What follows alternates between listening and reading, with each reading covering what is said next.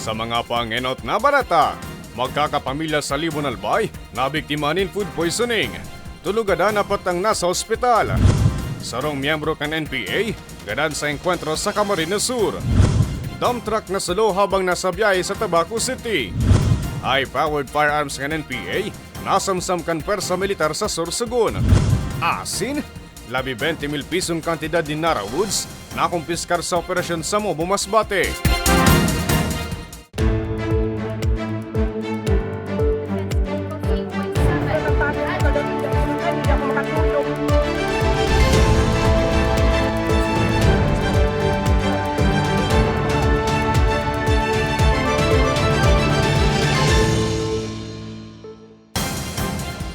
Maray na hapon, Huwebes, Mayo 9, taong 2024.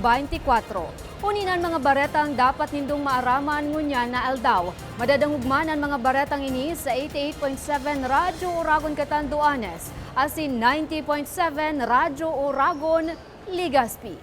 Sa detalyes, tuluan gadan mantang apat ang nagpapabulong pangunyan sa ospital Makali Subuot na makakakankan nakakaudong na butete sa banwaan kan Libon Albay kasuod mang udto. Ang bilog na detalye ihahatod sa tuya ni Nomer Corporal. Tulong magkakapamilya sa Libon Albay ang tulos na binawian ng buhay. Mantang apat na iba pa ang pigo-obserbaran pangunyan sa ospital. Makalis na maudong kampig kakan subot na puffer fish o butete kasudma. Binisto ang mga binawian ng buhay na sinda Marisa Concepcion, 46 anyos. Asin ang esposo kaanin na si Tirso Concepcion, 47 anyos. Dangan ang manugang na si Luis Lucanyas, 36 anyos na enterong residente kan Barangay Tambo kang nasabing banwaan. Alas 2 kasudmang hapon kang ipigdalagan pa sa Pantaw District Hospital ang mga biktima. Alagad makalis ang nagkapirang oras. An mga ini ang binawian man sa naning buhay. Apwera sa mga nagadan, naudong man ang tulupang akikan mag-agom, asin ang saro nindang makuapo. Natulos man na ipigbalyo sa Bicol Regional Hospital and Medical Center o BRHMC sa syudad ng Legazpi. Basado sa impormasyon, alas 11 kasudmang aga kang lutuon kan pamilya ang nagkadarakop na butete bilang pangudtuhan. Alagad kan makakaraon na. Dumana na miripit sa kulog kan tulak ang mga biktima, asin nagparasuka. Nung na-receive ko po yung mga information sa doktor po namin sa MSO, pinaimbestigan ko agad sa BHW kasi baka po may mga nabigyan pa po iba. So far, wala pa man pong nadagdag sa akin na report. So isang pamilya lang po ang na-report na nakakain po. So yung binigay po nila sa akin na pagkain daw yung tikong or bone pili. Yung pili, puffer fish po yun. Kaso ang pagkaluto daw po kasi noon is binataan. Napag-araman na bakuy ini ang primerong best na nakakakaning butete ang pamilya Concepcion. Sa presente, pigu-obserbaran pa sa BRHMC ang iba pang biktima kang nangyaring food poisoning. Sa tala naman kang Rural Health Unit Libon, ini ang primerong best na may nagadanhuli sa pagkakaning butete sa nasambit na banwaan. Abiso kang mga eksperto, ibitara ng gad ang pagkakaning butete, huli ta ini ang nakakaudong na posibleng mauli sa pagkagadan. Para sa mga baretang tatak Bicol, Nomer Corporal.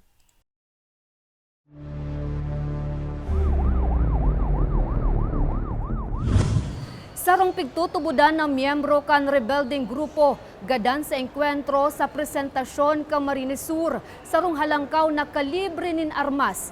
Na-recover si Jennifer Pulinar sa detalye. Gadan ang sarong miyembro kan New People's Army, makalihis na makaenkwentro ang puwersa kan 83rd Infantry Battalion Philippine Army sa Barangay Pili Presentasyon Camarines Sur maagahon ka na kaaging Domingo. Sa impormasyon, nag-ugat ang enkwentro makalihis na makaresibinin sumbong ang otoridad hali sa sarong concerned citizen na may presensya nin mga armadong persona sa nasambit na lugar. Na pinatotoohan man subuot kan mga dating pag-iriba kan grupo. Dangan sa pagresponde, dumana nagkabakbakan ng duwang lado na nagdura rin haros 10 minuto. Yun nga, kumbaga, mapakiramdaman ng mga armado na may mga papalapit na otoridad ay agad na nila itong pinaputukan. Nga lang, medyo mabilis yung ating yung reaksyon ng ating mga kasundaluhan. Kung kaya't nung mag-retaliate yung sundalo ay namatayan pa sila ng isa. Makalihisan ribayanin putok, tulos man na nagdurulagan ng miyembro kan NPA sa magkakaibang direksyon. Sa follow-up operation, nadukayan ng bangkay ka nasambit na persona danganan sarong M16 rifle. Malaking epekto nito lalo na dun sa moral ng grupo kung ikaw din ay may kasamahan na mayroon ding pamilya na namamatay sa mga ganong mga klase ng engkwentro, bukod sa pagod, hirap, gutom na dinaranas mo doon ay magkakaroon pa ng ganong mga engkwentro. Siguro mag-iisip ka rin na talikuran na yung armadong pakikibaka at mamuhay na lang ng normal. Na yun naman ang kinababahala ng kanilang mga pinuno or kanilang mga tumatayong leader dahil baka dahil sa engkwentrong nangyari ay may mga mag-surrender na naman mula sa kanilang grupo. Katakod ka ini, siniguro kan tagapagtaram na daisinda mauntok sa pagsusog sa mga natatadang miyembro kan makawalang grupo. Ngani matuldo ka na ang insurhensya sa rehiyon. Siring man na daisinda masawa sa pag-inkaminar sa mga natatadang NPA na magbaliklado na sa gobyerno para sa mas matuninong na komunidad harayo sa dahas asin peligro. Para sa mga baratang tatak Bicol, Jennifer Pulinar. Nabaya ang pigluluto nagkaw sa subuot nin kasulo sa banwaan nin Pili, Camarines Sur. Si May Arango sa detalye. Sarong-harong anatumtum ning kalayo sa Lapas Anayan, Pili, Camarines Sur. Alas 12:41 nin ugto kasuudma. Sigun sa Bureau of Fire Protection Pili, nakaresibe sinda nin apod dapit sa insidente asin tulos man sindang nagresponde. Huli tagibo sa light materials, marikas na luminakop ang kalayo. Ma'am, wala pong casualty, walang nasugatan na tao. Nagluluwas man sa investigasyon na nabayaan na pigluluto kan tagharungan kaw sa ken insidente. Pigaaram pa kan otoridad kung piraan danyos na wilalat kaini. Ang paalala lang po namin is kung sakaling magluluto, wag na wag pong iiwan and be attentive po. Katakod kan insidente, padagos mandaan pigigibong inisyatibo kan BFP Pili nga ni matukduan, asin maihira sa mga residente at mga paagi asin kaaraman nga ni makaibitar sa mga siring na emerhensya. Para sa mga baretang tatak Bicol, May Arango. Dump truck na salo habang nasa biyahe sa Tabaco City. High-powered firearms kan NPA, nasamsam kan persa militar sa Sorsogon. Asin labi 20,000 pisong kantidad dinara woods na kumpiskar sa operasyon sa Mobo Masbate. Yan ang siniba pang bareta sa pagbabalik kan Ako Bicol Online TV.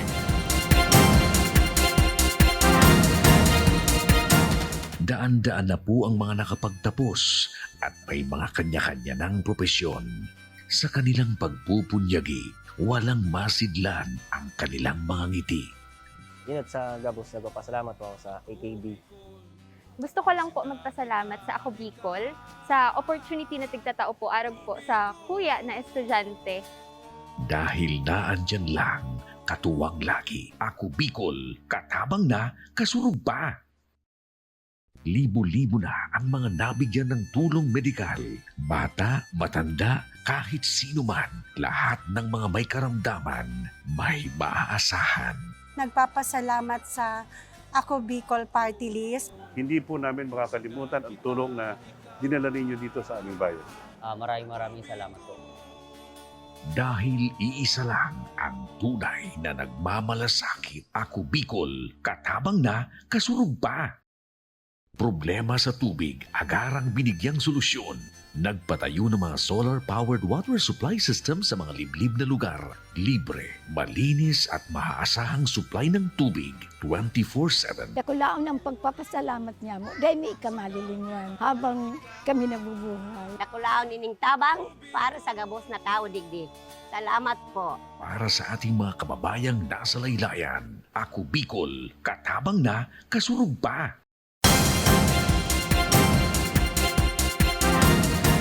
Nagbabalik ang Ako Bicol Online TV.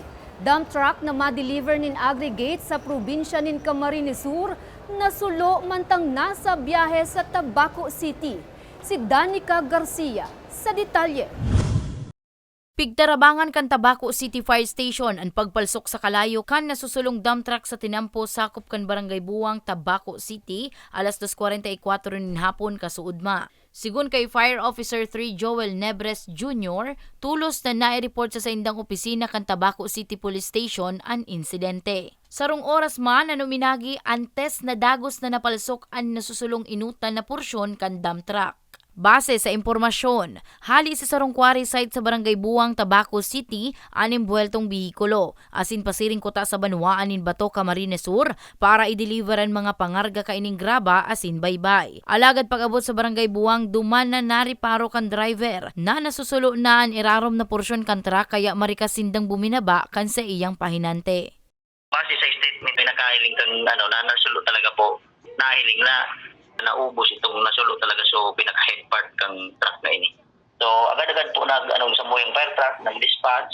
So pagabot po dumana, hiling dumana ang nasusulo po ay sarong dump truck at 12-wheeler dump truck. Ang model po kayo na is Kuo dump truck. Ang unit na double I-beam po siya ma'am. Double I-beam po 420 dump truck. Yun po ang classification kang nasusulo na truck. Binisto ang driver kan dump truck na si Hernando Saniego, 43 anyos, residente kan Pasakaw, Camarines Sur. Kaiban pa hinante asin kabarangay kaining si Gerald Benitez, 28 anyos na parehong nakaligtas sa pangyayari. Ugalion ta po kung kita magbiyahe lalo sa mga vehicle, ugalion ta po i-check po ang satuyang mga dapat i-maintain, yung mga maintenance record po baga dapat po yan so blow baggage po baga ma'am, so pag-check ang satuyang mga vehicle, yun po. Sa ngunyan, blanco pa ang BFP sa kun ano ang kausa asin total na danyos kan insidente. Para sa mga baretang Tatak Bicol, Danica Garcia.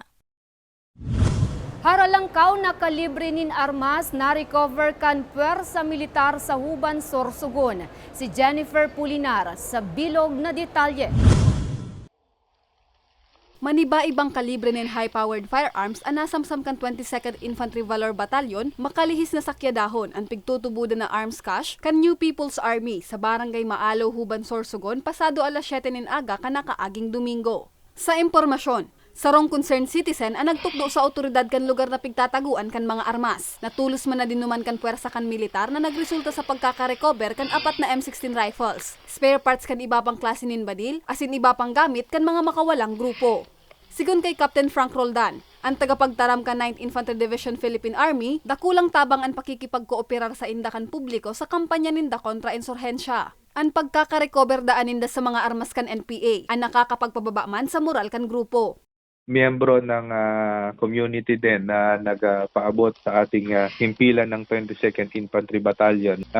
Patungkol nga doon sa informasyon na nalalaman niya sa kinaroroonan ng mga armas. Kaya yung ating mga sundalo ay hindi na nagatubili pa at agad na nilang pinuntahan yung itinuturo na lugar. Nakatago ito at base nga doon sa nag-inform nasa kubo tapos nakabaon pa rin.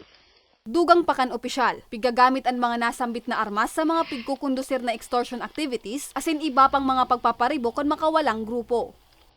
Napakalaking bagay daw po nung pagkakakuha ng baril na ginagamit kapag sila or kapag ang NPA ay magsasagawa ng mga tactical na opensiba laban sa ating pwersa ng gobyerno. Yun din yung ginagamit nila para makapanakot ng mga negosyante or yung kanilang mga kinikikilan. Sa presente nasa pangatama na kan otoridad ang mga nasamsam na high-powered firearms. Para sa mga baretang Tatak Bicol, Jennifer Pulinar. 20,000 pisong kantidad ni Nara Woods na kumpiskar sa anti-illegal logging operation sa Mobo, Masbate. Si May Arango sa detalye. 25 pidaso ni Nara Woods ang nakumpiskar sa sarong lalaking iligalista sa pigkundusir na operasyon kang Mobo Municipal Police Station, asing kan DENR Bicol sa Barangay La Laguna, Mobo, Masbate. Alas 3:50 nin hapon kan nakalihis na Sabado, Mayo 4. Basado sa impormasyon, sarong concerned citizen ang nagpaabot ng impormasyon sa otoridad dapit sa mangyayaring illegal logging sa lugar. Sa pagresponde kan otoridad, digdi na tuminambad ang mga Nara Woods na may sukol na 229.004 board feet na nagkakantidad ng 22,900 pesos. Mga kasi hindi naman natin maiwasan na meron talaga. Kasi ginagamit naman natin ito, di ba? Sa pagpapatay ng mga bahay o paggawa ng mga furnitures.